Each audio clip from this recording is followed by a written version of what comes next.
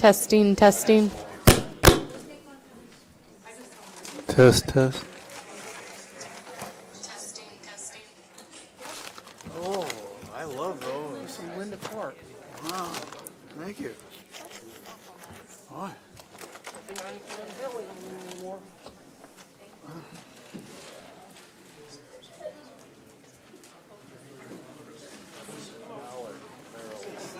Caramel popcorn.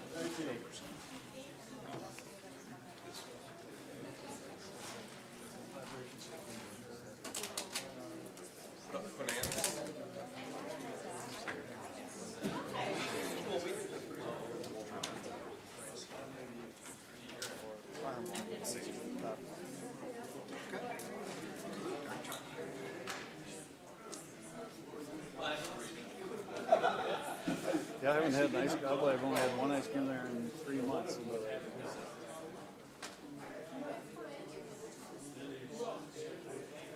Walk in and see it while it's still moving. They're all in there.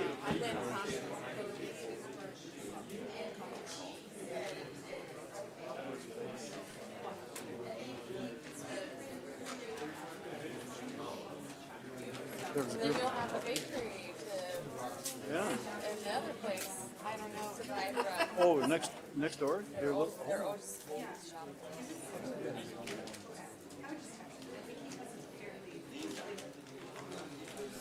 I thought they were going to go across the street where the flower and gift shop was. I just guessed that. Could be.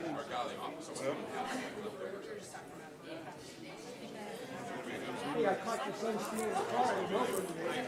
I've seen it, but it's like my favorite. Walk to Main Street too. I can. You guys still have a really good bakery.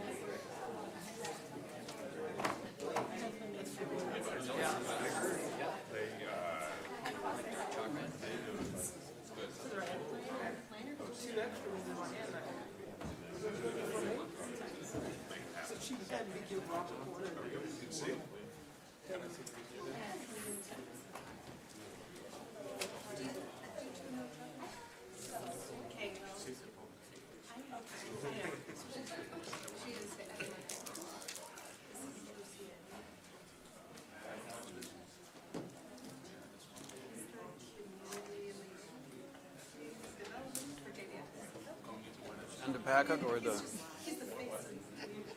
Oh, that one? No, hold on. Oh, you gotta move this off. I can't. I won't be able to take notes. Well, just. Oh, that's my problem. Meeting over there. Okay. I'm not going to be here next week in California. Oh, for the next meeting? Yeah, I think I will be here the 1st and 2nd of December. We'll see. We don't be, we're just swearing in.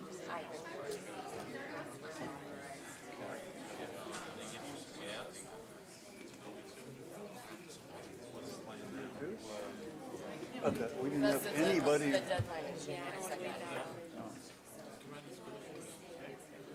Time. Let's get them showing the road. Hello, good. Welcome to our city council meeting, regularly scheduled 5:30 p.m. on a Monday, first Monday of the month, and we're at 10 West State Street. Today's date is November 12, 2025. Time is 5:30. With those, after I have now called us to order, would those able please join us in the pledge?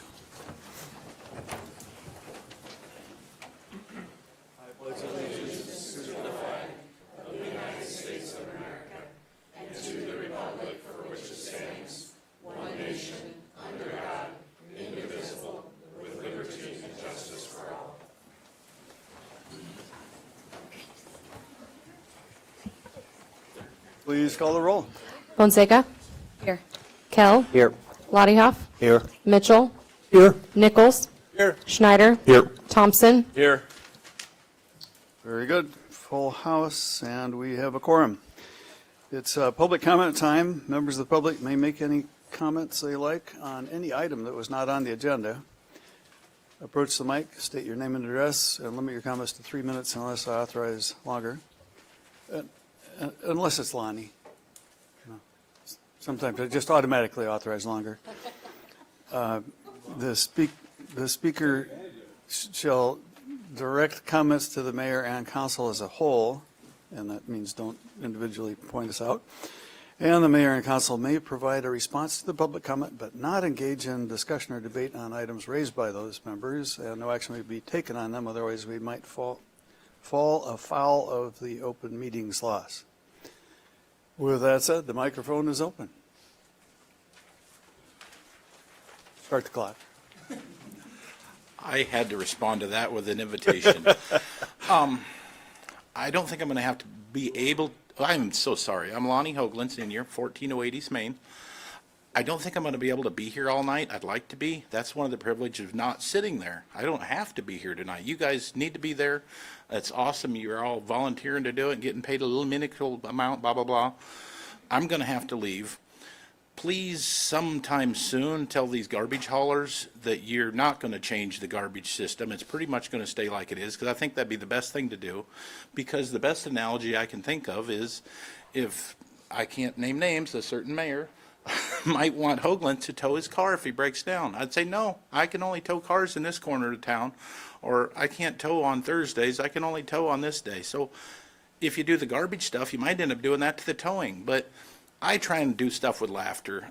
He says don't run too long, but I try and be a mediator, a negotiator, try and make things work out, but let these poor garbage haulers know that they're going to have a job. So thank you. Thank you. This isn't to debate, it's to comment.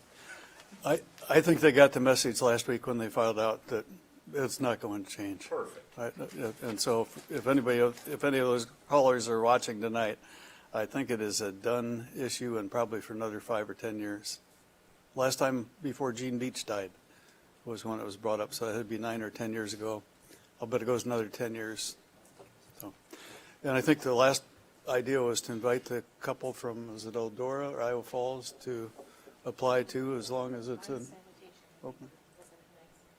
Night sanitation, yeah, that sounds right. So I think they did get the message. Anybody else like to speak tonight, though?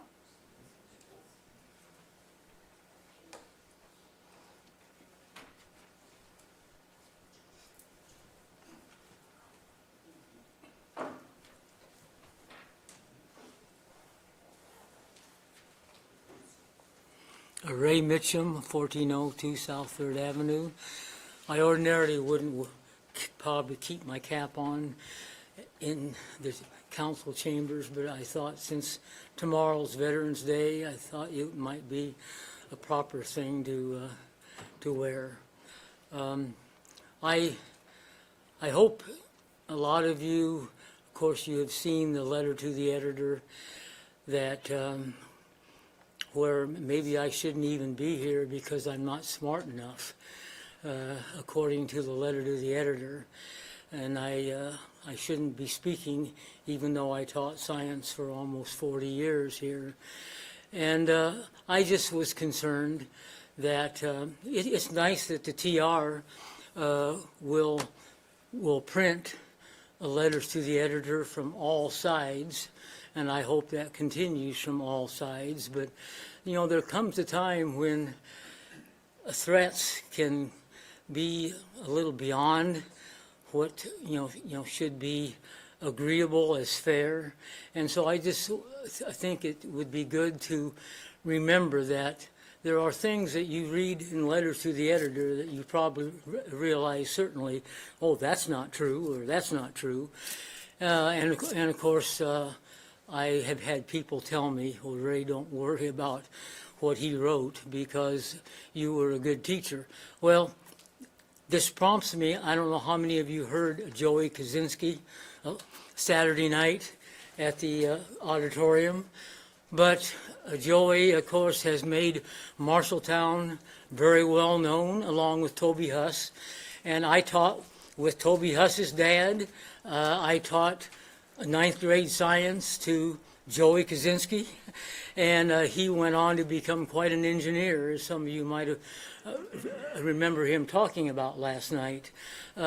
So I feel a lot of gratitude that I could teach as long as I did, to as many fine students as I did, and I hope I had a part in some of their success, just because this is in high school. And some of you may know that when a ninth grader comes to school every day, you don't know whether they're going to have their fifth grade character on or their senior character on, because they can come and you wonder, yes, they will finally grow up.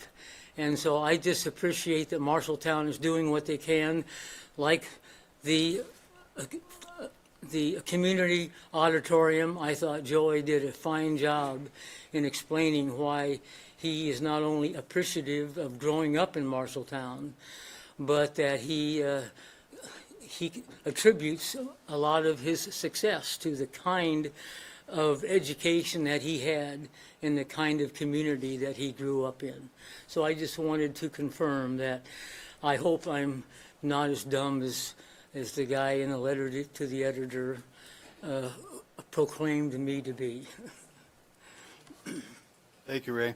For those that missed it, it really was well attended and fascinating to hear Joseph Kaczynski. I think he got his engineering degree at Stanford, went on to Columbia University in New York City for architecture, and then ends up in the film industry. It was just phenomenal. Linda. Linda Clark, 306 South 2nd Avenue. And I want to just reiterate, I think it's awesome that Marshalltown is having green lights at their doorways in remembrance of the veterans for Veterans Day. And everyone here knows that I always support every branch of the military. And I am so happy that I was able to help Liant Energy, that's burying cable across the street from me, because they were having trouble locating things. And I asked the chief, but he said that would be Heather's job. And so Heather, that's why you got a piece of chocolate today too. But thank you everybody for showing up, and you will still be seeing and hearing from Linda Clark. Thank you. God bless. Thank you. You guys in the audience don't know, but we all got a Ghirardelli chocolate square tonight. That's pretty good. Anybody else? Okay, time for consular or city administrator comments. Anybody? I have a couple of items, Your Honor. So first of all, I wanted to just let the public know that the MCC honors students are sponsoring a food drive. You can drop food off at the library, at our public safety building, or at our Parks and Rec vestibule here at City Hall, and you can do that until November 21st. And then I have one more item.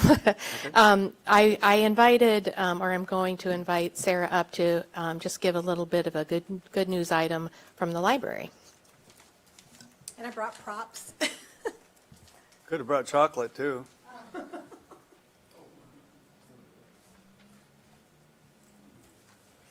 Sarah Rosenblum, library director here in town. I brought one of the, well, can't say it's an original library card, but it's old enough that Joel and I'll remember when you used to have the charge cards where they would run it over a machine. And so they must have done that with the library card too. So I thought that was pretty cool. Our library was too poor to have a machine, so they had to handwrite it. So, yeah, we have lots of good things going on, and on our consent calendar tonight is the approval for the work being done on the southwest corner of the library. So I've been a little remiss, so of course, this project is funded by the Friends, but we're always looking for other donors. The DW Legacy Foundation, which I believe is the Lennox Foundation, has agreed to donate a RTU, a rooftop unit, which is certainly not an inexpensive item. So we're very excited about that. And then on Thursday, as I told Carol, I just had good news after good news after good news. I did not win the lottery, though. I bought a ticket. So many of you know Jonelle Raymond and her husband, late husband Larry. And Jonelle, I consider a good friend to myself and the library. And I had a nice chat with her about our project. And within an hour, we got an email that Raymond Company is going to donate all the grills, all these things that are going to be, they're going to donate those to our project. So that's very exciting, and every bit helps. And it's great, as I told Janelle, it'll be a little bit of Raymond Company embedded in the library. And then I had read an article back in October about the Carnegie Foundation. So the Carnegie Foundation funded the building that we're in. to the tune of $25,000 and then eventually an additional $5,000. I believe I looked it up once, it's like $1 million in today's dollars.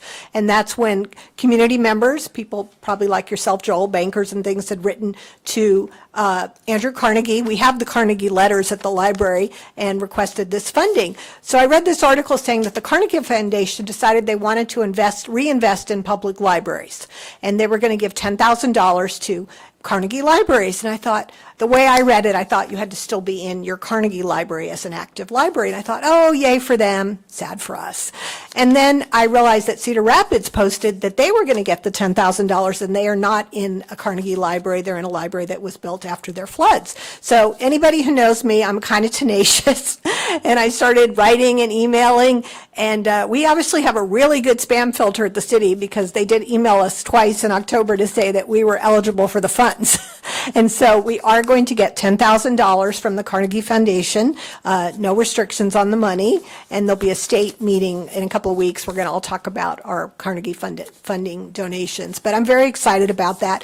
And then that same day, I had a gentleman, I'm not going to give the name, very sweet man, come and we talked about the library project, and he's been a supporter of the library for quite a while, and he's going to be our first naming opportunity for one of the 6 rooms that we're building, and he is donating $75,000. We will receive the money in the new year. He's like, is it okay if I do it after? I said, no, that's fine.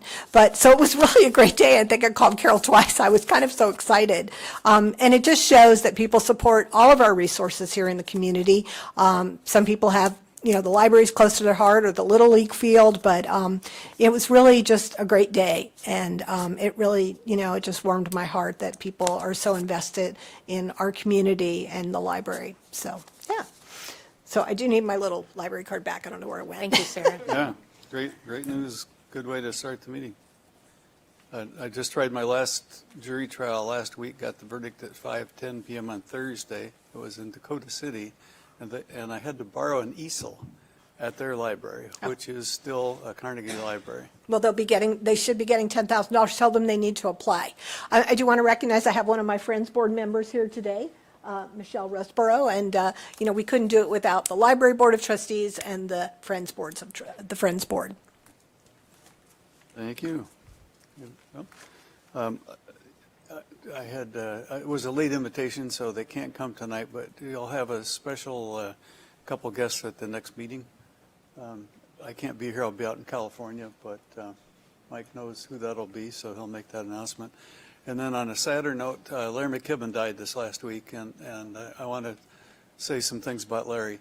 He was a competitor, you know, he was in another older law firm. We had ours was 1859, and he ran it for a long time. He had a lot of loyal clients. He did a good job for his clients, but he didn't just work. He was able to juggle being a lawyer with also being the school board president for many years.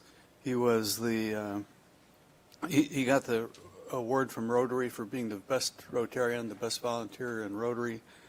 He was on the Board of Regents for years, helping the 3 universities, and he also was the school board, school board president, Rotary Law. Oh, state senator was what I forgot, yeah, exactly. Yet my father-in-law was out for 10 years, and I think Larry was close to 8 on it, if I remember right. And so he did a nice job here at his office. He did a nice job out in our community here. He did a nice job in the whole state. So how about a moment of silence for Larry?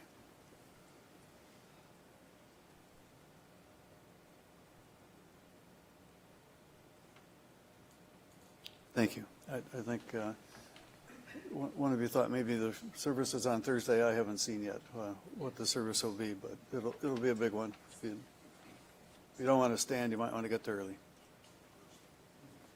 Okay, let's go on to the consent agenda. Would anybody like to move to approve that? Move to approve, Your Honor. Second. Roll call? Mitchell, Yes. Nichols, Yes. Schneider, Yes. Thompson, Yes. Fonseca, Yes. Kell, Yes. Bodyhoff, Yes. Very good.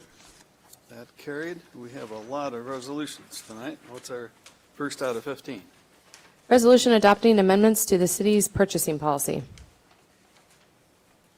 The floor is open for a motion. Move for approval. Second. Discussion by anybody up here or out there? Call the roll. Kell, Yes. Bodyhoff, Yes. Mitchell, Yes. Nichols, Yes. Schneider, Yes. Thompson, Yes. Fonseca. Yes. Carried. Next one, when able. Resolution approving an agreement with the Arts and Culture Alliance for an alley creative placemaking project. Move for approval. Second. Any discussion on this one? I see Amber's here. If anybody had any questions?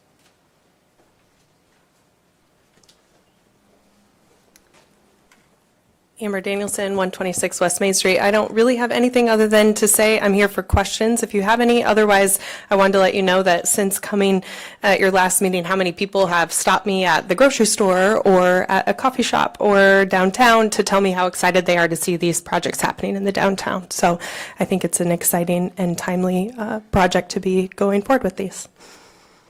Thank you. Any public comment on this one? Otherwise, let's call the roll, please.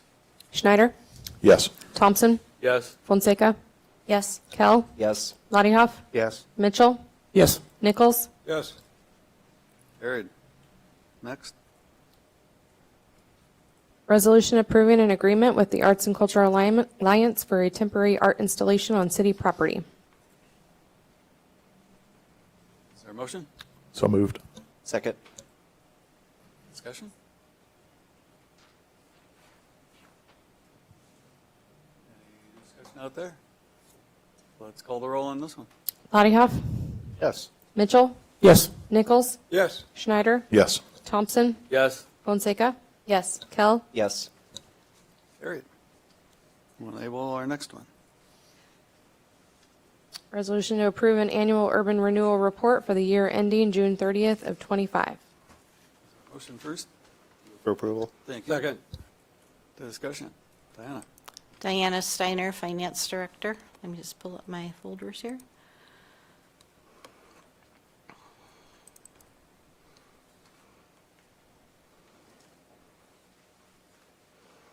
So annually, every city that has TIF is required to do an annual report, and this report is submitted to the state of Iowa. So it's a long report, but I will recap it for you. So on the first page is the activity for all the urban renewal areas. So we started out with $613,000 cash, and we ended with $667,000. You will recall that a year ago when we brought you this report that we told you that the county had overpaid us by about $411,000 on urban renewal area 4. So that's why there's so much cash. We received $1.4 million in TIF revenue. We got some interest, and then we paid out rebates and non-rebates. So the rebates would be the development agreements, the non-rebates would be legal fees, other fees to like the chamber and MCBD, the facade grant. So then it starts in on each urban renewal area. So this is the urban renewal retail side, which is the south side of town. There's just one thing I wanted to bring your attention that I will change before I submit, is that under the Bobcat Academy, those payments are complete, so I'll be changing that from a no to a yes. Lists all the development agreements we have. It lists what we have outstanding, so we still have some general obligation bonds, internal loans, etc. And then it goes into each payment that we made. And so it just goes on for each urban renewal area. I did want to bring your attention to a few things. So in urban renewal area 4, the Goodman agreement still shows up. It was terminated in fiscal year 26, so next year you won't see it, but it's still on there for now. Urban renewal area 5 is Eagle View at Wandering Creek. There has been no activity this year, or for several years for that matter. In urban renewal area number 6, the Glenwood properties, that is a low to moderate income housing development. So when we receive a payment, we split it. So they get 59% and we get 41%. So that sits in the LMI fund. Currently, there's about $8,800 in there. And then we can spend that on any urban renewal area across the city for low to moderate income causes. So then, if I go to the very last page here.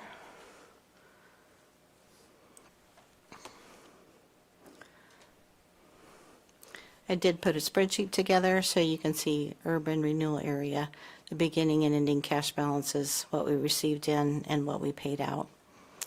And then our total debt for TIF. So this talks about the different development agreements by urban renewal area. So do you have any questions on this? Questions up here? Out there? Public? Please call the roll. Fonseca? Yes. Kell? Yes. Bodyhoff? Yes. Mitchell? Yes. Nichols? Yes. Schneider? Yes. Thompson? Yes. Carried. Number 5. Resolution obligating funds from the Urban Renewal Tax Revenue Fund for appropriation to the payment of annual appropriation tax increment finance obligations, which shall come due in the next succeeding fiscal year for Urban Renewal Area Number 2. I had a motion first So moved. and a second. Second. Discussion. Diana Steiner, Finance Director. So annually, we certify taxes for the next fiscal year, which is going to be fiscal year '27. But we need to obligate, do an annual appropriation for development agreements that require that. Currently, there are only 2 development agreements that do not have an annual appropriation language. That's Menards on 18th Avenue and Holiday Inn Express. The city of Marshalltown has been including annual appropriation language in all new tax increment financing development agreements. The fundamental reason behind this is to not have to count the total amount of any new development agreement against the debt capacity of the city, except for payments due in the fiscal year. So if it's okay, ditto for all items 5 through 9. It's just different agreements that we have, so I will go over that. In Urban Renewal Area 2, we have an appropriation to Marshalltown Company for $135,000. Menards 18th Avenue is also in Urban Renewal Area 2, but again, no annual appropriation. Urban Renewal Area 3, as I mentioned before, Holiday Inn Express does not have an annual approp, but all the others do. So you have McFarland, you have the VA clinic, and you have the chamber. Urban Renewal Area 4. You have Jose Angel Regalado for the supermarket. You have Marshalltown Lofts, Willard Hopkins, Betty's Property, Marshalltown CBD for both the Main Street program and the facade code safety and security programs. And I did mention in my memo that Marshalltown Lofts did, their valuations did decrease by almost $6 million. So they are now subject to valuations based on their income and expenses rather than the value of the property per the county assessor. Urban Renewal Area 4, we went through that. There is nothing for Urban Renewal Area 5. Urban Renewal Area 6 is Glenwood, and then Urban Renewal Area 7 is Carl Chevrolet. So any questions on these? Your Honor? Yes. I don't have a question about these in particular. I have a question about procedure. Why are we addressing these individually and not as a group? And could we do that next year? Because it sounds like she's given the description for everything. Is there a reason, Carol, why we couldn't do that? We talked about doing that as a group. I guess I felt like it would be more clear as far as meeting our obligations if we did them separately, rather than in one single resolution. I can get a legal opinion on that, though, for next year, and see if we can consolidate them. I have a suggestion, though, too. If it's like this and we go through it quickly, we could isolate any one of them if anybody up here, anybody out there has questions. Otherwise, I would think we could take the risk of moving all of them separately instead of wasting 5 or 6 minutes. Your Honor. Diana, you did mention on the valuation for the lofts. So this is just like a general question. So for those multifamily units, are they being assessed, like you said, it switched to income, how much income they get instead of what their valuation is? Is that for multi-unit properties, or, I mean, if The developer has to file the proper paperwork in order to do that. So in this case, the lofts did that. So it's not guaranteed across the city for all multiple units. okay, They have to file paperwork okay, and get it approved, sounds good, thanks. which the state approves, not the city. Questions or comments up here? Any out in the public? You object to doing these en masse at the same time, 5 through 9? Mr. Mayor? Oh, sorry. I'd like to ask a question, please. Sure. Linda Clark, 306 South Second Avenue.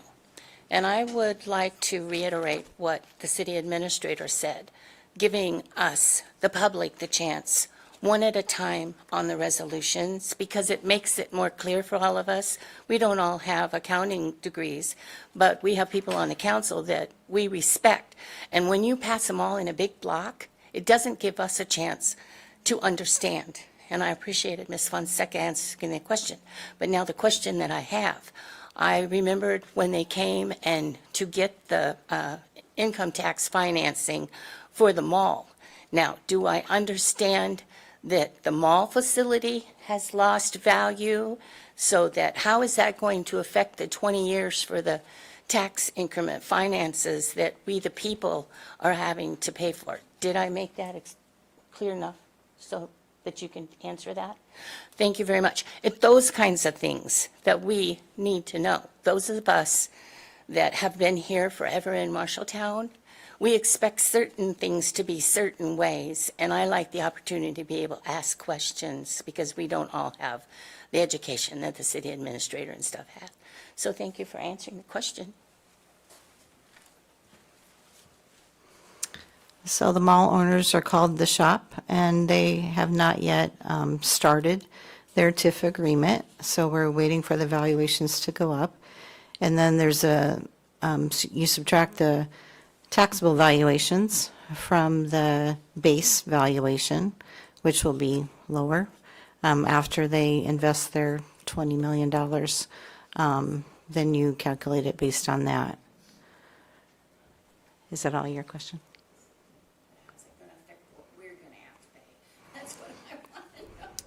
So like any tax increment financing, the other taxing authorities do not receive their full amount that they're requesting.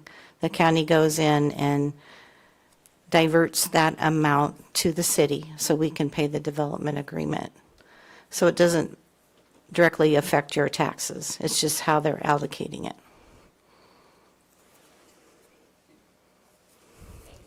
And they will, at the end of the agreement, be paying full taxes on the real estate taxes.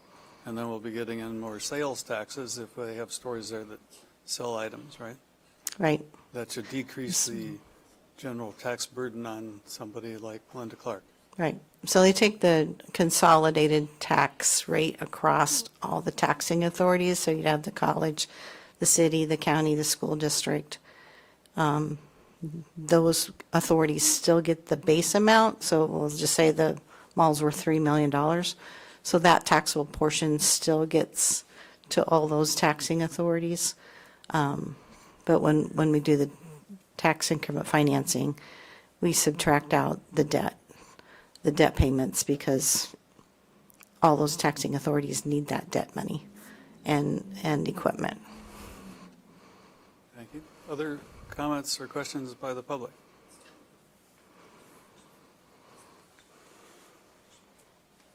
Back to the question, is anybody up here uncomfortable with voting on them 5 through 9 collectively?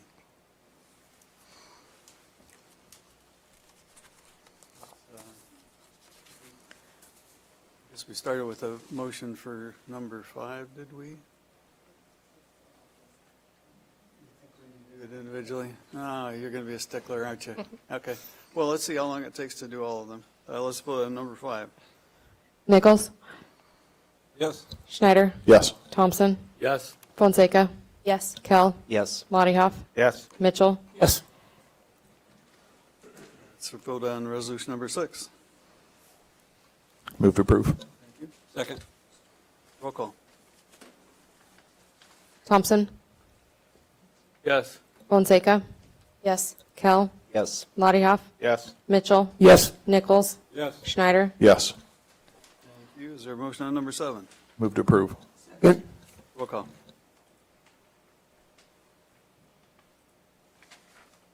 Nichols? Yes. Schneider? Yes. Thompson? Yes. Fonseca? Yes. Kell? Yes. Lottie Hoff? Mitchell? Yes. Carried as well. Number 8. Move to approve. Second. Roll call. Fonseca? Yes. Kell? Yes. Lottie Hoff? Yes. Mitchell? Yes. Nichols? Yes. Schneider? Yes. Thompson? Yes. Carried. Number 9. Move to approve. Roll call. Kell? Yes. Lottie Hoff? Yes. Mitchell? Yes. Nichols? Yes. Schneider? Yes. Thompson? Yes. Fonseca? Yes. That carried as well. Next item. Resolution authorizing internal Well, debt. let me interrupt, though. That was 1 minute and 47 seconds, so only because you're that fast. Resolution authorizing internal debt reimbursement to tax increment revenue fund for urban renewal area number 2. For approval. Second. Discussion. Diana Steiner, Finance Director. So I'm going to do items 10 through 14 together here. So the only items that can directly be paid out of the TIF fund are developer agreements and bond payments. So there are other expenses running through there, but we have to pay them out of the general fund first and then request reimbursement. So that's what these internal loans are for. And I will also be certifying these at the next council meeting for TIF reimbursement. So in Urban Renewal Area 2, we have some administrative time. We have some contracted administrative time from Cindy Kendall from a year ago. And we have some legal fees from Dorsey and Whitney for the Marshalltown Company. So that's Urban Renewal Area 2. In Urban Renewal Area 3, we have the Marshalltown Chamber. We have several more legal bills for the VA clinic and the shops at Marshalltown. Again, Cindy Kendall Consulting from last year and administrative staff time. Number 4, we have Marshalltown Central Business District for their facade and code upgrade grants. Have Marshalltown Central Business District for the Main Street program. Legal bill for amending the MCBD grant and the City of Marshalltown staff time, and Cindy Kendall Consulting from last fiscal year. So the reason that it's a year ago is because we didn't have her invoice by the time we certified the debt last year. Urban Renewal Area 6, we have some administrative time, and again, Cindy Kendall. And then Urban Renewal Area 7, we have administrative time. Thank you. Well, let's throw the floor open for discussion up here about any one of those. Your Honor, if I may. Right. Diana, so the public knows Cindy's been paid. We're just reimbursing the general fund, correct? Right. Okay, thank you. Thank you, Your Honor. Boy, was she worth the money, I gotta tell you. That was Loudhouse' idea, actually, was to contact her and see if she could actually help me out for that gap between city administrators. She was great. Any other comments or questions up here before we open it up to the public? Okay, it's open to the public if anybody wants to visit. Not seeing anybody rush up to the mic. Let's do these one at a time, too. I won't start the clock this time. I think we had a motion on number 10 Yes. and a second, so roll call. Nichols? Yes. Schneider? Yes. Thompson? Yes. Fonseca? Yes. Kell? Yes. Lottie Hoff? Yes. Mitchell? Yes. Carried. Number 11. Any Move to motion? approve, Your Honor. Second. Roll call. Lottie Hoff? Yes. Mitchell? Yes. Nichols? Yes. Schneider? Yes. Thompson? Yes. Fonseca? Yes. Kell? Yes. Carried. Next one. Move to approve, Your Honor. Thank you. Second. Roll call. Mitchell? Yes. Nichols? Yes. Schneider? Yes. Thompson? Yes. Fonseca? Yes. Kell? Yes. Lottie Hoff? Yes. 13. Move to approve. Second. Roll call. Kell? Yes. Lottie Hoff? Yes. Mitchell? Yes. Nichols? Yes. Schneider? Yes. Thompson? Yes. Fonseca? Yes. Sure seems a lot easier to say all those in favor say aye, but how about number 14? Move to approve. Second. Roll call. Lottie Hoff? Yes. Mitchell? Yes. Nichols? Yes. Schneider? Yes. Thompson? Yes. Fonseca? Yes. Kell? Yes. They all carried. On to the last one, number 15. We have a public hearing on a development agreement with TIG Distributing, Inc., authorizing annual appropriation tax increment payments and pledging certain tax increment revenues to the payment of the agreement. I now announce that the public hearing is open at 6:08 PM and ask for staff review before I ask if you had any written comments. Yes, Your Honor. So we're doing the public hearing only this evening for this item. The development agreement is not quite finished yet, so we will bring the development agreement back at a later date. Tonight, the public hearing is really related to the obligation of the tax increment. So this is an agreement with TIG Industries, Distribution. They're expanding their company and its manufacturing facility, and they will create 50 new jobs in the process of doing that. Thank you. Did you get any written comments to the clerk's office? No, Your Honor. And now it's time for our public comment. Don't see anybody rising.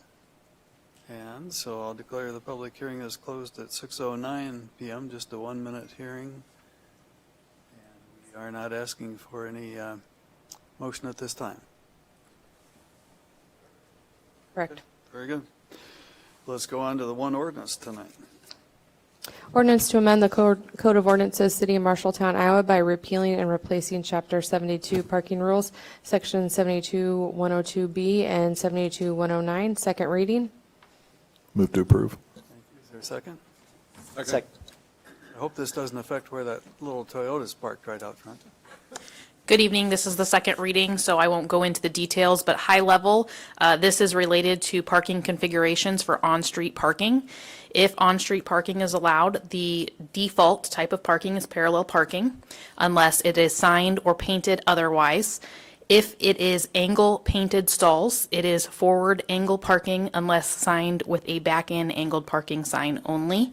This amends our ordinance to talk about those 4 different configurations of parallel, 90-degree, back-end angle, and regular angle, and I'll open it up for any questions. Questions up here? Your Honor. Yes. Heather, in your documents, there was like a flyer going out. Where would that be posted? Sorry, I think if you mentioned that, or just online. In my memo, I included a copy of that flyer. What we do is anytime one of us who has a stack of these flyers sees a vehicle that is pulled in currently to those back-end angled stalls, we are sliding them underneath the windshield wiper as just a heads up to those who are continually or accidentally parking incorrectly, just as an informational and educational standpoint at this time. Okay. And how long do you think we'll be doing that?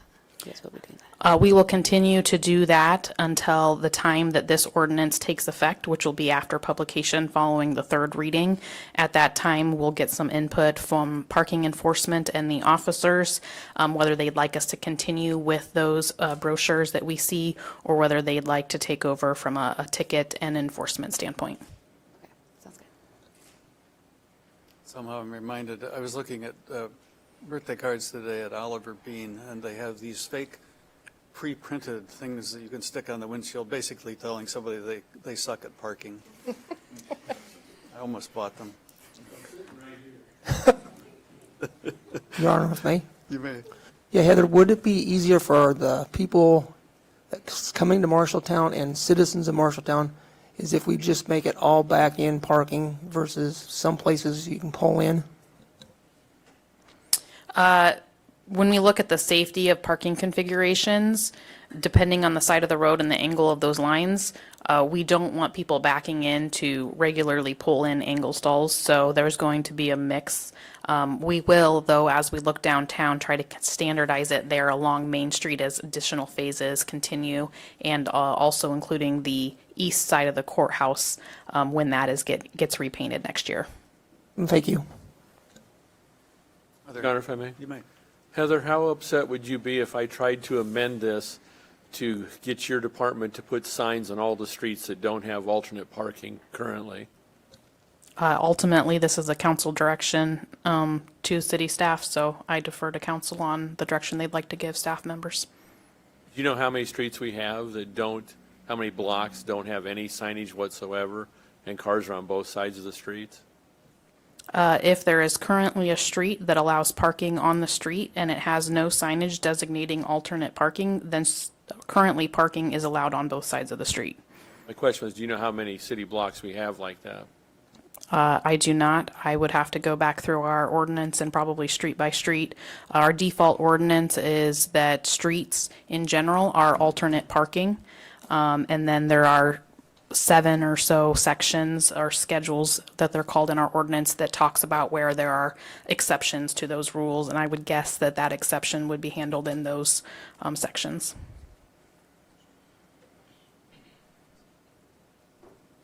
Other council questions or comments? Otherwise, let's open it to the public.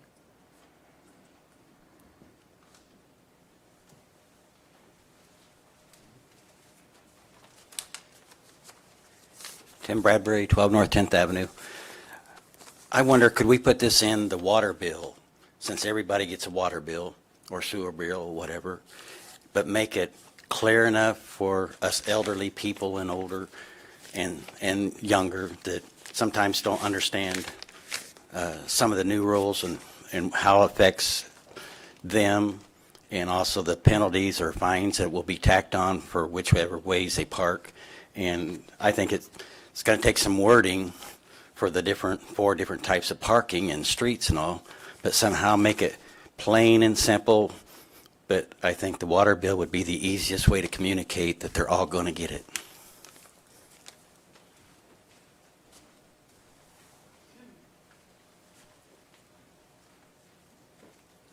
Linda Clark, 306 South 2nd Avenue. I have been driving uptown, and I have seen them head in parked, back in parked, and they're not being able to know how they're supposed to be parking. And the fact that us persons that have lived here for a long time, we've been used to things a certain way.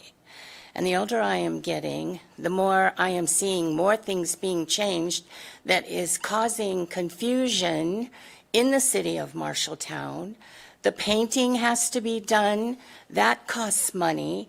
I do have an alternate parking on my street on South 2nd Avenue. We have enough things to enforce. And just like Mr. Thompson pointed out, we have a lot of places. And with snow removal and things, there's always a problem. For there are narrower streets and to get the streets plowed, and sometimes we've had 15 feet of snow, and they've had to block the streets, and we have to make it easier for people, not harder. We want people coming to Marshalltown. We don't want a conglomeration of all different kinds of things. You got to park head in this day, back in next day. That's confusing. So let's get it down so it's easy for everyone to understand. We have accidents. We have people getting hit by vehicles. We've got to look out for the people here in Marshalltown. Thank you for my time. Anyone else? Let's call the roll, please. Lottie Hoff, Yes. Mitchell. Yes. Nichols. Yes. Schneider. Yes. Thompson. Yes. Fonseca. Yes. Kell. Yes. Carried. We'll go on to the third reading next time.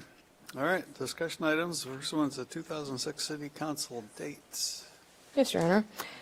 Staff are preparing the 2026 City Council calendar, and in the month of December, the second and fourth Mondays fall on the 14th and the 28th. Before we set the calendar, I wanted to consult with council to see if there was any desire to move that December 28th meeting due to the holidays. You know, some people travel and things like that. November is a 5-Monday month, so it would work to go into December to have the meetings on the first and third Mondays if that was preferred, or you could just look at moving the 28th if you wanted, or we could leave it as, you know, on the second and fourth, whatever you prefer. Input up here? Yeah, I think we just moved the 12/28 meeting.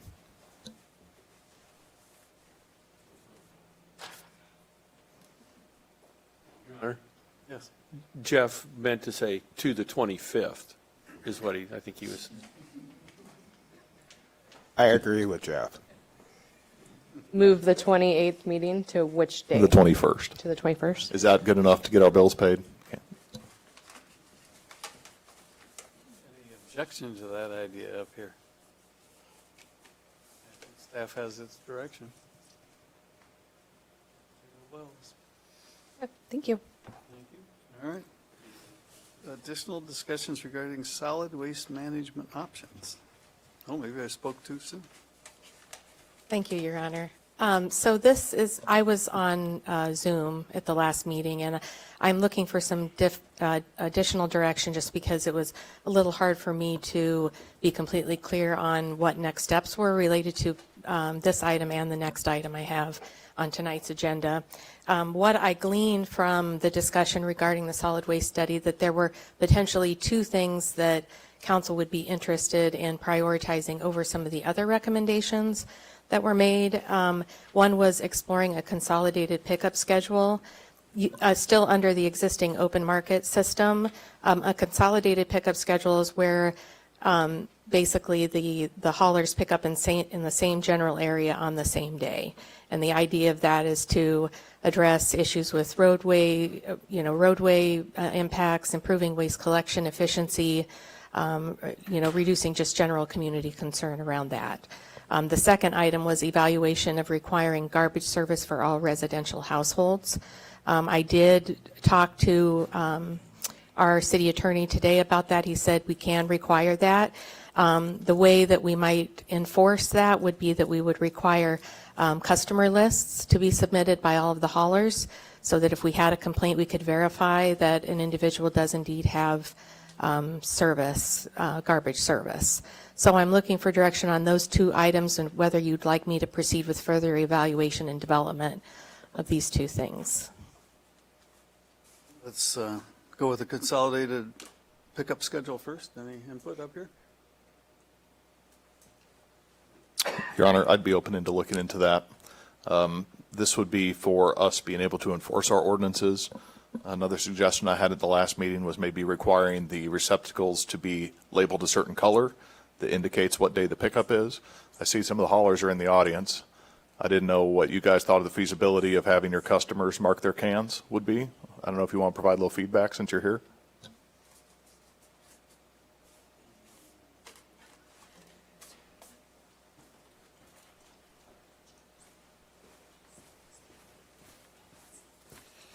Gabriel Stone, Moeller Sanitation. As far as hours, Things you could do is different colored lids. A lot of communities have that with different items that might be recyclable items or yard waste, things like that. So to mark them as a different day, I mean, it's something we could probably explore.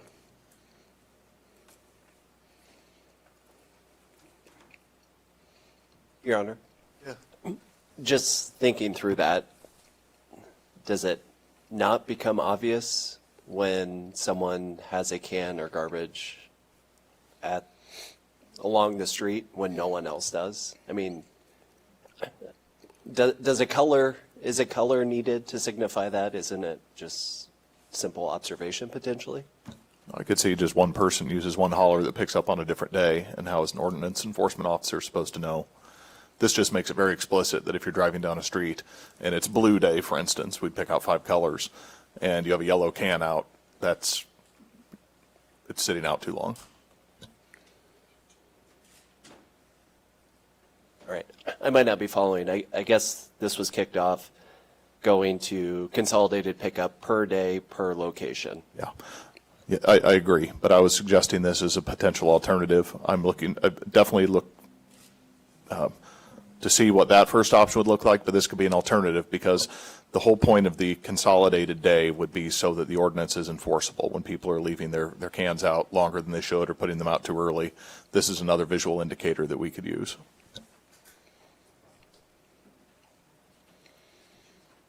Your Honor, I have a question for Carol. Carol, do you remember when Laurel was talking to us about why it wouldn't work as well to have a designated day for a hauler? You know, so then that way there's not, in the neighborhood, there wouldn't be different cans on different days. It would just be all the cans are out on this day, and then the private haulers they would still have their private hauler system, but Yes, they would all yeah. need to, yeah. They would be in What'd you a certain area of the community would have a pickup day on a certain day of the week. The concern or one of the issues was that I think at least a couple of the haulers don't pick up every day of the week. And so if you were designated in a certain area of town and that's a day that you don't do pickups, you know, it's challenging for the haulers. But that's why I'm saying this is not something I can come up with. It's something that we'd have to have a consultant look at as far as what's the best way to do it that would be the best for the haulers, but the customers and the community. So it would take some analysis to do that. Okay, so then I would be for getting that RFQ out and getting that data and seeing what the best plan with all the ideas can be, just so we know what we're working with, and respecting the private haulers and their business, and cleaning it up and making it look good, and, you know, the ordinances and all the rules that go with it, so. With that Iowa State University graduate that came and talked to us, sure had done a thorough job. I wonder if we could just get her to consult a little further. I think there are companies that their expertise is exactly in this kind of thing. I think you'd want to rely on somebody who has evaluated these kinds of systems before. As long as you're still up there, I'm curious what your input would be on something like this, how workable it is or isn't. I think it'd be something that we would want to sit down and continue to work towards, you know, all the haulers being together and working with Carol as well. We would the haulers would be very involved in something like this. Mm-hmm. Your Honor, I think Barry was trying to poke holes in my idea. I forgot the one shortcoming is that you could have trash cans still out 3 days a week. So if we're going for the aesthetic of only having the cans out either in front of the house or by the road 1 day a week, the color system would not work. Your Honor, if I may. Sure. What is the problem that we're trying to solve? I mean, obviously consolidating areas of town to a certain day, that doesn't alleviate the traffic on the streets and the wear and tear on the streets. It's going to be the same. You have the same number of customers. It's a fixed number, a fixed variable. So is the real issue trash sitting on the curb for more than 1 day? Is that what we're trying to solve? And if that's what we're really trying to solve, then let's just go back to having it by the house and the haulers go to the house to get it.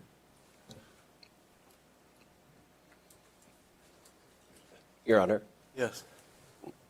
So my recollection of this was the ordinance update to reflect the modern collection processes now with the equipment and the change. With that ordinance revision, it set time stipulations the night before to the following day when collection could happen. Following the ordinance, following that, knowing most areas of the community receive garbage collection 3 days a week, you basically have garbage cans along the street every day of the week. Us simply going back to 1965, that's not how garbage is collected today. That's not how garbage trucks are probably made or manufactured anymore. It's horse and buggy. I mean, we have to adapt to the realities of garbage collection today. Whether it is a single day or a unified day, yeah, that's a partnership with the haulers. That's a partnership with the consultant in the city to define. But right now, our ordinance makes it absolutely impossible for us to enforce. Your Honor, if I may. I'm for the unified area of picking up town. I'm also interested in requiring garbage service. I do think that most of our citizens do this, but we would have to figure out a way that if someone can prove they simply cannot afford garbage service, that they still get picked up somehow and it's paid for somehow. Whether it's a deal with particular garbage haulers or however it happens. But I think we keep returning to some areas and having to clean it up simply because they don't have garbage service and they just don't want to have garbage service. So that has to be, I would be interested in that. This was one recommendation, one of Laurel's recommendations was to do a voucher system. So it may be coupled with requiring garbage service, we could look at implementing a type of voucher system for Based on needs. Based on needs, yeah. Can we get back to discussing item number 1 first? I think that's the direction the mayor gave us. Yeah. Just the consolidated pickup. My question on that is, how does that save streets? That would alleviate the number of days, but that isn't doing anything for streets. I mean, you still have the same amount of traffic, it'd just be consolidated on a certain day. So it's a matter of how offensive you deem 3 days a week or whatever the trash cans being out. Your Honor, if I may. If you looked at the study that the gal from Iowa State did, there was hardly any wear and tear on the streets. A street is figured at 40 years, and I think with all the haulers running on it, I think it takes about, if I remember right, 6 months off the life of the street. Depended on the type of street. Right. But yeah. So, I was thinking it was 25% or 30%, and it is much, much, much less than that. So I think the question comes down to, if that's a wash, the question comes down to whether we do the consolidated on certain days or not. My question on that is, the only thing you gain off that from my perspective is that you would only have the trash cans out 1 day a week. So is that the value that you want versus Markham or whatever, but they'd be out 3 days a week because you have different haulers on different days? The effect on the streets would be no different one way or the other. It's a matter of what you want to see. Your Honor, short of the city taking over the garbage service, short of that, I don't see how we should, as a body, tell the private enterprise system how to run their business. I mean, this is another example. I mean, are we going to start telling FedEx, Amazon, and UPS when they can be in my neighborhood delivering packages?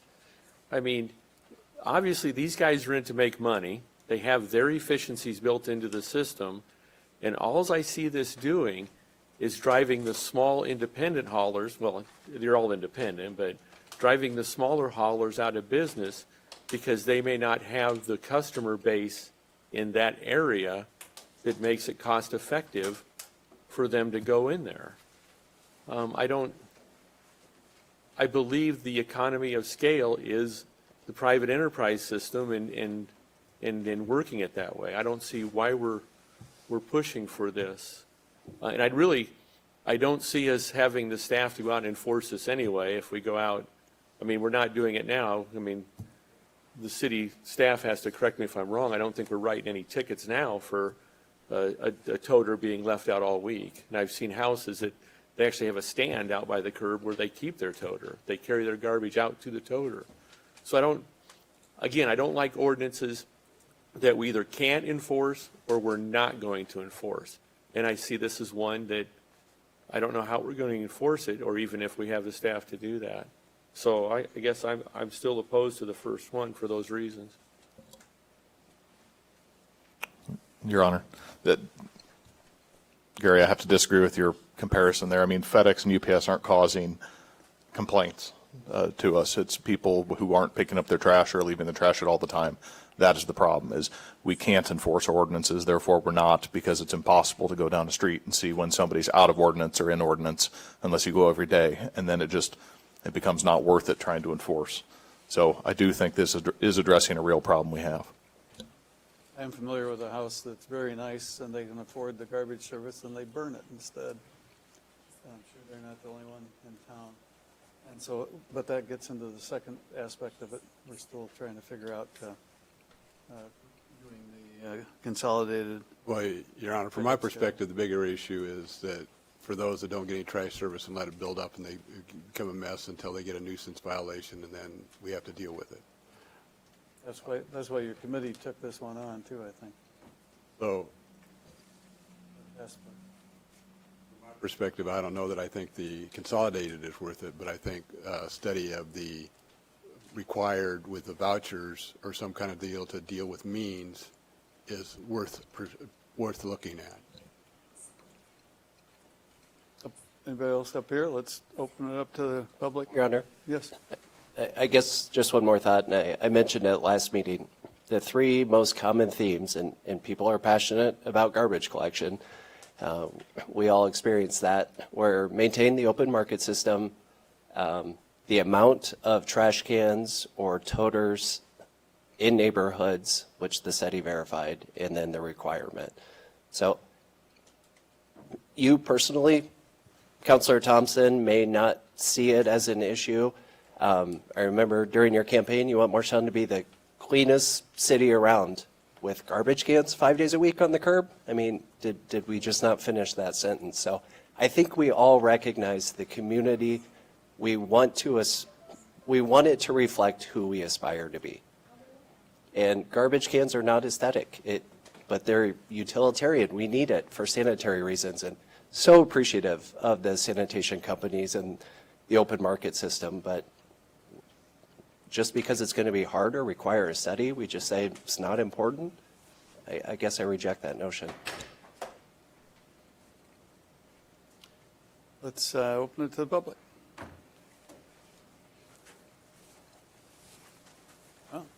Heather Thomas, Public Works. There's been a couple comments here that we talked about a year ago, and I don't think everybody that's part of the conversation now was part of the conversation back then. So I wanted to bring up some of that conversation to see if that swayed anything as we talk about consolidated pickup. Consolidated pickup was discussed when we updated the ordinance last time, and the direction at that time that never followed through with some turnover in who was in charge was that consolidated into the 5 areas for the 5 days of the week in Marshalltown was going to be pursued for those that were wanting to do curbside pickup only. So I believe at that time we had 4 garbage haulers. 2 of them wanted to do curbside with the toters and the automated trucks, and 2 of them wanted to continue picking up at the actual house itself. And so at that time, the direction was that the consolidated schedule of the 5 zones was going to be addressed with just those that wanted to do curbside pickup only. And that's just something I hadn't heard mentioned in this conversation, and I thought it was relevant to bring up at this time. Thank you. Thank you.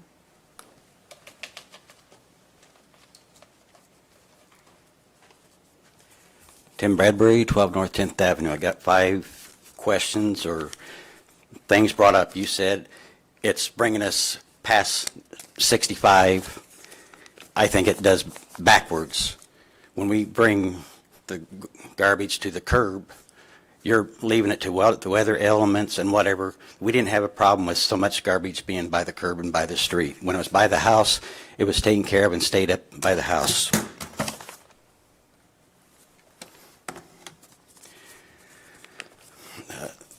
When it does snow and bad weather, windy, those newfangled trucks have more issue with it blowing in the air and going all over the place, and you do not get out and pick it up. I have a right, I should have a right, the public have a right to take my own. It saves me money. I don't have much garbage, and when I have extra, I can take it, but I should have that choice. If I'm making a mess or leaving a mess, not everybody's doing that, then that should be up to the zone or nuisance, whoever's in charge of that, to then go after the ones that's not keeping the area clean. And then you say you want to limit the number of totes of garbage. Well, I thought the original idea was for people to get rid of their garbage instead of stashing it.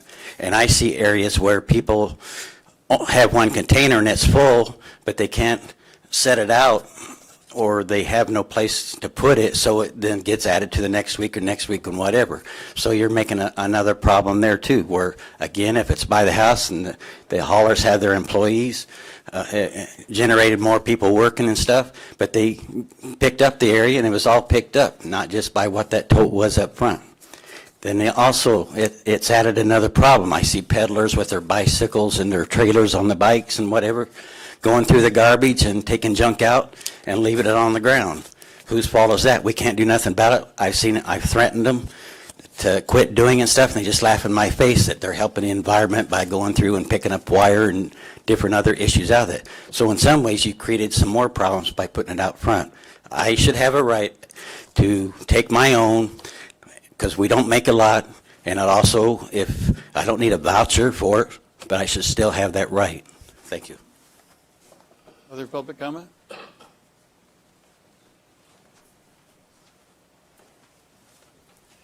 Ken Lamb, 3202 Lily Lane. I am no longer in the garbage business. I sold the business to our son about 20 years ago, but I've been doing this for 40-some years. And it just amazes me that you guys are having this discussion. Have you ever had a meeting with the haulers to find where you had all the haulers together and brought up these things? When were they? Because my son's never been to a meeting. I think he was. Yeah, that's not true. Like 18 months ago, 16, 18 months ago. We did have a bunch of haulers come in to talk about it. Okay, as to your point, the reason garbage is left at the curb is because you ask them to bring it out there. They come home from a hard day's work and they're tired, they want to go in and have supper, they forget to go out and get the can and bring it back up. You want to color code them. Who's going to pay for that colored can? Is each hauler going to have to go out and buy a different color can for 500, 1,000, 1,500 customers? Or are you going to buy them? I don't know. It's part of the study. I don't think you're looking at this very sensibly. If you go to curb service like you want, you drive down 3rd Avenue from State Street to Riverside, the sidewalk's right next to the curb. You don't windrow the snow in the wintertime, you push it all to the curb. So now the guy set his garbage can out there at 6 o'clock in the morning. The snow plows go by and plow 4 lanes of traffic or snow up against that curb, which covers the sidewalks completely, and that can now is either pushed out in the street or it's clear up against the sidewalk and knocked over. Now the hauler comes with his big expensive equipment to pick it up, and the can's no longer sitting up like this, it's laying over on the ground. He's not going to get out and set that can up pile or track through 2-3 foot of snow to try to set up that can. So I just don't think you're thinking of this very clearly. There's a lot. You brought up so many things, and I didn't make notes, but I got objections to almost everything you brought up. You have nuisance ordinance now, and the only way you enforce them is if somebody calls and complains. But you don't have a nuisance officer that drives down the street and looks for nuisances. He sits there and waits till somebody calls in and complains. So garbage customers that don't get picked up, 95% of those are deadbeats that the haulers have stopped service on because they don't pay their bills. And you're going to pick up a voucher for them to pay that for them? That doesn't make any sense. And who's going to go write them a ticket? If the garbage is around behind the house, you're not going to be able to see it unless a neighbor calls and complains about it. So I think you got a long ways to go. I think the system we have now just works great. The 40-some years I was in business, I didn't get one complaint a month about my service. And I'm sure my son and Moeller and the rest of them are the same way. So I don't know where you're getting all the objections to what city service we have now. I think it's great. Thank you. Anyone else? Doris Kinnick, 2020 Catalina Place. I was actually watching this online, and when this garbage thing came up, I thought, yeah, I better get in here. The thing is that I have my own garbage can. So I just put it out either the night before or the day of, right by my garage, and it gets picked up, and I have great service, no problems at all. I was really surprised to hear all of the discussion, but glad to hear it, because I think it's still something that needs to be addressed more than what it is now. And I know that there are some that feel that we need to have curbside service all the time. I am going to be 70 pretty soon, and I cannot haul a huge garbage can to the curb, and especially in the winter. It's just not going to happen. So I'm very grateful that the garbage service that I have allows me to put my garbage outside of my house. So thank you so much for your time. Tanya Lamb, Area Sanitation. I just wanted to clarify that, yes, we were invited into meetings when it came to the curbside pickup, and some other issues did come up during those meetings, but we have never actually been asked our opinions on any of these other issues that we would love to share our knowledge and expertise and years of doing this. So we would encourage being involved in any meetings like that. And I would say before you invest any more money, but you have that choice of your own. Thank you for your time. Thank you. May I clarify, Your Honor? So we did, when we did the study, when Laurel did the study, we did reach out to the Lambs to have a conversation with them and get their input. They did not provide that input at the time, so we proceeded with the plan. I just want to make sure that we did reach out to all the haulers in that study. Also, what I'm proposing here is not to actually implement a consolidated schedule, it's just to study it.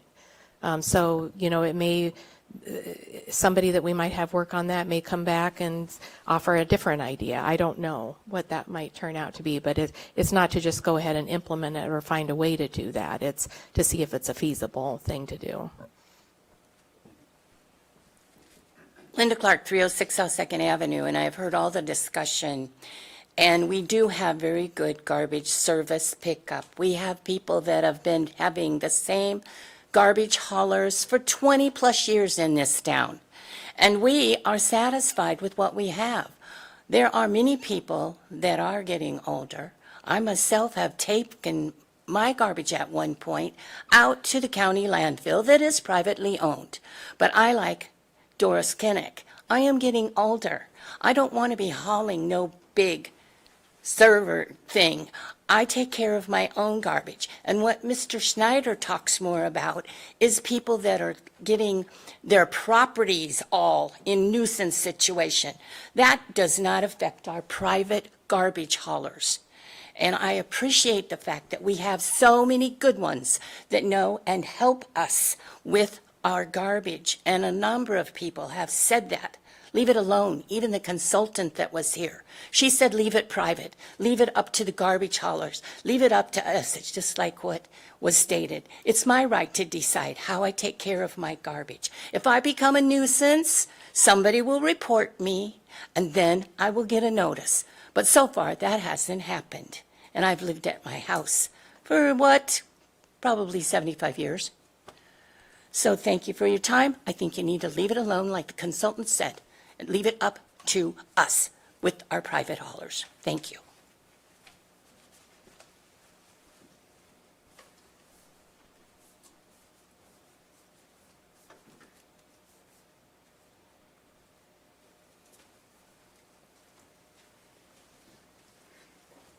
Ray Mitchum, 1402 South 3rd Avenue. And we've lived in the same house for many, many years. And we've had the same hauler for those many years.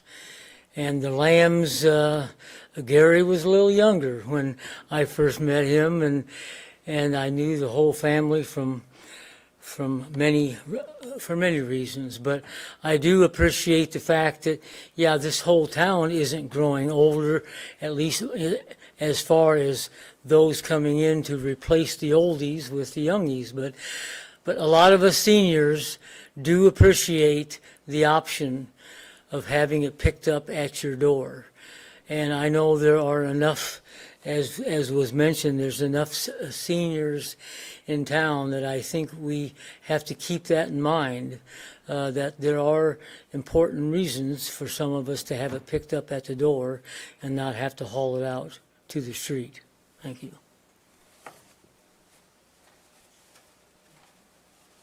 Anyone else? Your Honor, can I have one more thing? Sure. So it's never been part of the discussion to get rid of house side pickup. Never. Not the first time, not this time.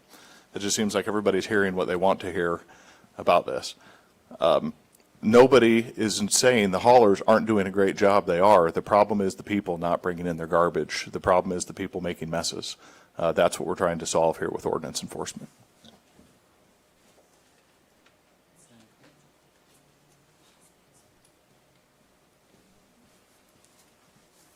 Tanya Lamb, Area Sanitation. We are one of the companies that chose not to ask our customers to go to curbside. We still come up the driveway. We ask our customers, do not take it down to the curb. We stayed buggy, if you want to say, horse and buggy. So we remembered that meeting, as Heather stated, that when this was updated, that the companies that were choosing to do that were supposed to turn in a map and consolidate so that it could be checked and kept in check. And we stepped out of the discussion at that point because we weren't making that change. So this would be, because we don't run 5 days a week, this would be a burden on us to change our schedule. And so we would be unfairly punished for something that has nothing to do with us. Thank you for your time.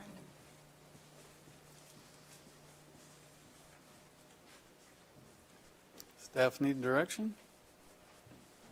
Yes, Your Honor. Anybody want to make a motion?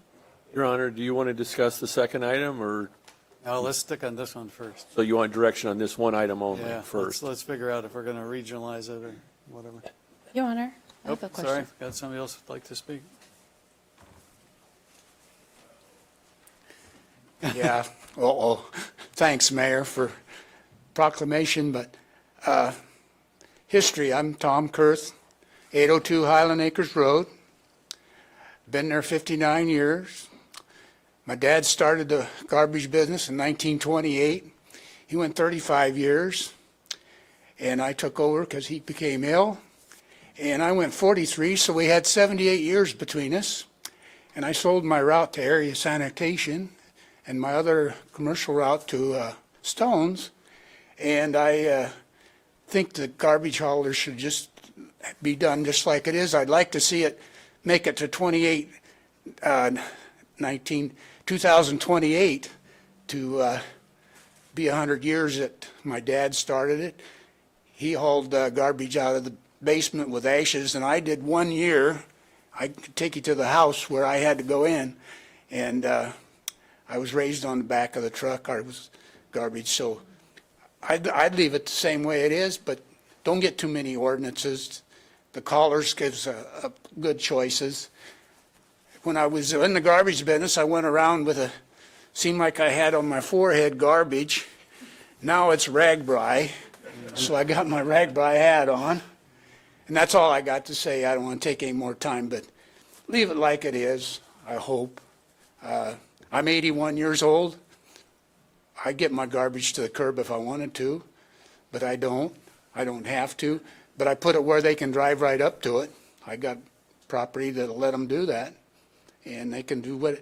And I don't believe the trucks, they pay a lot on fees for the license, because when we was paying for our license, we'd have to, the fee was so high, road use is, the streets are bad, but it isn't because of the garbage trucks. It's everybody. Everybody's got a tax. And we had to pay every 6 months because the bill was so high, which helped. And they go 6 months and then pay 6, and we'd pay it regularly. So I don't want to take up over my 3 minutes here. I just come to see about the garbage. I'm letting Okay. anybody that's been in the business that long talk over 3 minutes. Nah, that's fine. Thanks, Thank you. Tom. Thank you. Okay, back to, anybody want to make any proposal about the Your Honor. consolidated pickup schedule? Yes, sir. Carol, do you have any feel for timing to solicit a bid, or how many companies there are out there, or what the cost is? I did a little bit of research on that. I found 3-ish companies that specialize in this kind of thing. They've done studies for other cities as well along these lines. I have an RFQ drafted, so I would need to issue it and probably leave it out there for 3 weeks maybe. So, kind of backing into it from there. But, I think I'm poised to act quickly on it.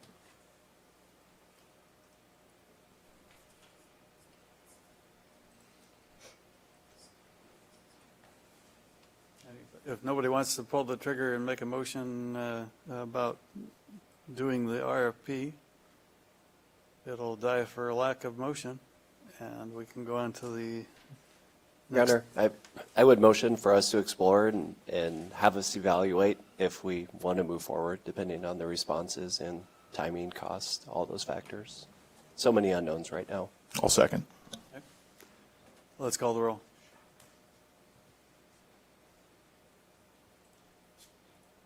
Thompson? No. Fonseca? Yes. Kell? Yes. Lottie Yes. Mitchell? No. Nichols? Yes. Schneider? Yes. Staff has direction to go ahead and look into the RFP. And let's take on the second question about mandatory hauling. Floor is open for that one.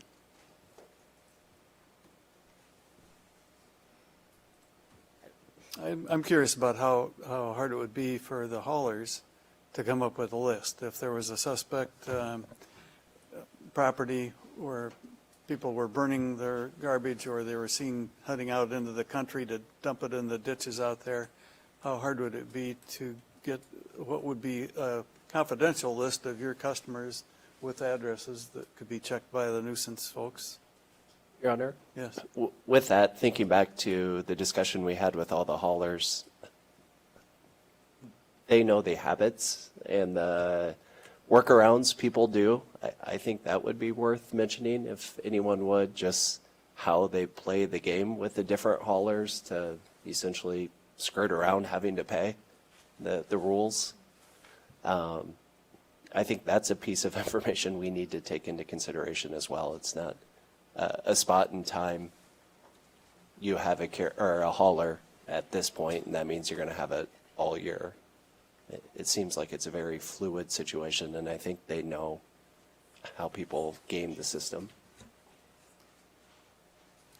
Your Honor, I can just mention, when we did have our meetings, all of the hauler companies did agree to release that information. If we had a property in question, we could contact them, and they would tell us if they were their customer, so. You'd probably be the one, or the nuisance officer would make the 5 calls or 6 calls, however many haulers there are, to see. Correct. Okay. Got it. Sorry, is it open to public yet? This Sure. part? Yeah. Tanya Lamb, Area Sanitation. I just think it's important that, yes, we know how people skirt and jump around from business to business. And I would say the people, my concern is whatever issue you're trying to solve is not going to be solved by mandating garbage service. That is my opinion, obviously. We have landlords that pay for their tenants who don't use the service. We have people who pay for their own service who don't use the service, or would, maybe you could look at their property and you might consider it a nuisance. So again, I think if you were to maybe let us explain some things to you, and I'm not a public speaker, if you can tell, that's why my voice is cracking. This is terrible for me, but again, I would sit with anybody and, or on a committee, if that, I understand the NEAT committee, I'm not sure if they still have that, but yeah, I think we have a lot of knowledge to offer. So, thank you again.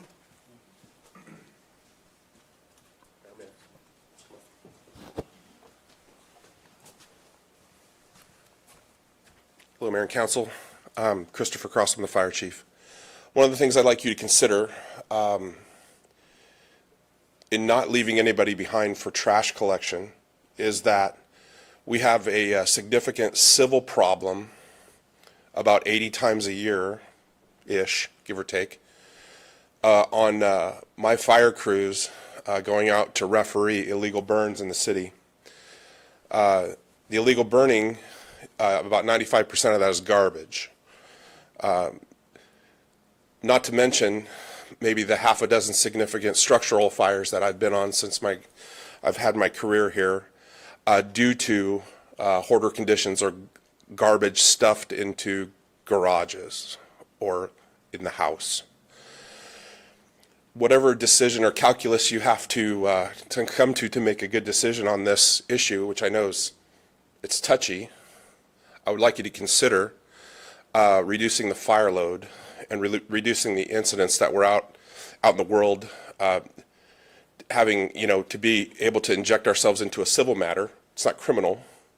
Having my fire crews come out and deal with people who are mad about not being able to burn garbage, and people who are mad about people who are burning garbage and being a nuisance to the neighborhood, or whatever, however you want to classify it. There's a kind of I want you to consider the public safety problem, fire load, and civil problems that stem from this very issue. Please don't allow anybody to be left behind, however that looks. We would, at the fire department, we'd appreciate it. And we want to give good service to people. And part of my job as the risk manager for the city, kind of sort of, when it comes to the fire problem, is this is a way we can mitigate some risk and reduce the fire load in all of the residential buildings by removing garbage in a timely manner. Thank you. Thanks, Chief. You had a busy week last week. Yes, sir. Yeah. Anybody else up here? Your Honor, Sure. Carol, I believe it was Knoxville that was called out as a city in Iowa that mandates garbage collection. Have you had a chance to talk to their city administrator, or if we brought this back as a motion to direct staff to prepare something, could you talk to them? Yes, I did reach out to Knoxville. I left them a message and haven't had a return call about it. Again, I did a little bit of research on this, and this is how a lot of cities actually require this. But from what I found, that this is how they verify it. They have haulers submit customer lists. I think it could work if we had a complaint, if we had a situation like Chief Cross is referring to, that we could actually just call the hauler and get that information. So that might work as well, to see if they do indeed have service or if they don't in town. It would be a municipal infraction if they were shown not to have service. And, you know, I don't know if we mandate garbage services, if people who don't have it are going to run out and get garbage service, or if it'll be more complaint driven. But it does give us one tool. None of this is solved by a single tool. It's a whole toolbox of things that we can look at, some of the goals that we have around community beautification and, you know, having a clean community. Your Honor. Carol, how would that work? Like, when I owned my business, we stopped our household pickup. So are there loopholes or gray areas? Because we had a commercial dumpster. So I just took our personal garbage to work because obviously I wasn't filling that dumpster. I wasn't going to pay for two services. So are there workarounds for this too? Not that I saw in any of the codes I looked at. It was just residential service is required. So that maybe cities have something that's not on the books. That could Then be. also, if the haulers submit their customer list, that becomes public record, correct? I don't know. I'd have to look into that to see if we could keep it confidential. I'm not sure about that. Heck, we can't find out who the cooling towers were, so we could probably keep that quiet. I don't know. And what we haven't discussed any is part of why I was glad the NEAT committee was looking at it is the recycling aspect. You know, our hauler is really good, and we've got two nice bins, and one is recycling and one is garbage, and I didn't have to paint them or put titles on them. They know which, and they handle it well. But I don't think there's any enforcement going on, because you can simply not recycle a thing in this town. Let me ask this, if I may, Your Honor. So Carol, in your request for proposal, would this already be included in that at a nominal additional cost? I mean, are we debating this for no reason tonight? Because it's probably going to come back in the study that already got approved? Yeah, we could add that. You mean as far as looking at the feasibility and enforceability of requiring garbage service? Or is that what you're asking, or? Yeah, I guess it's like this body just gave you direction to proceed with putting out proposals. And if the proposal is going to touch on required garbage service also, then we don't need to discuss this any further tonight. We can do, I hadn't thought of it that way, but we could incorporate that into the RFQ if that would be, I think that would work. Don't misunderstand me. I'm not advocating for that. I'm just asking, are we? That wasn't the original intent, I guess is what I'd say. Your Honor, if I may? Right. I think we should just let Carol check back into it, and we got enough codes that need to be enforced. Unfortunately, we have a city councilor that says neighbors need to mind their own business. I'll leave it at that.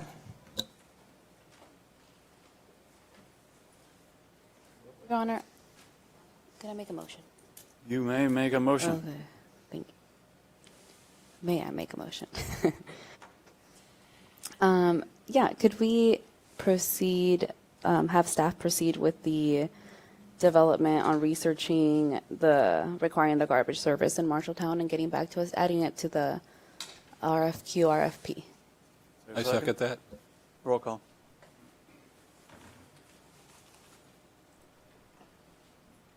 Schneider, Yes. Thompson, No. Fonseca, Yes.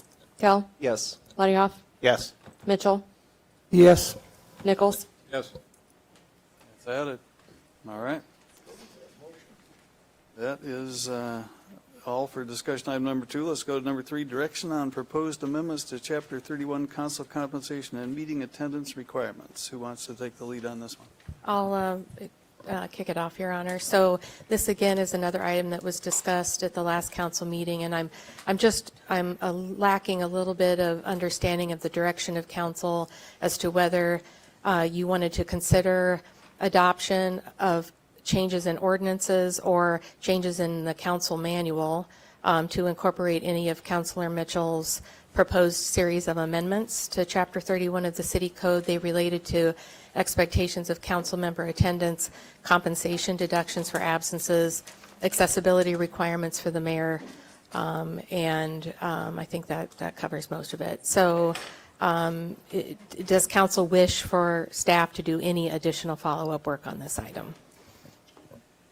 Floor is open on that discussion item for the So council. my understanding of that, the last meeting is that did not pass? There was an amendment that was, if I recall correctly, there was an amendment that was proposed that that failed for lack of a second. Is that right? Did it vote? Okay. voted.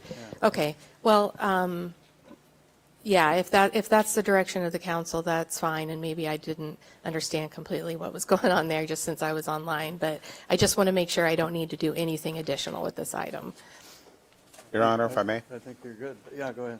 Iowa law also does not allow councils are prohibited from making any changes in its compensation during the months of November and December in regular city election year. So you can't do it anyway, even if you wanted to. So I think it's moot point. I think it is too. Actually, you know, Des Moines had a problem because one of the councilors missed something like 7 months in a row of meetings, and they didn't have any ability to handle it. So if our biggest city didn't have requirements where they probably get paid a little more, I'm not sure how people could handle that here. Well, that's our last discussion item. We're adjourned at 7:07. Thank you for coming.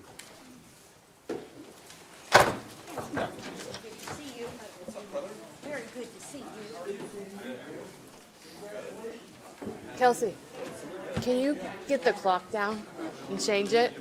I know. Thank you.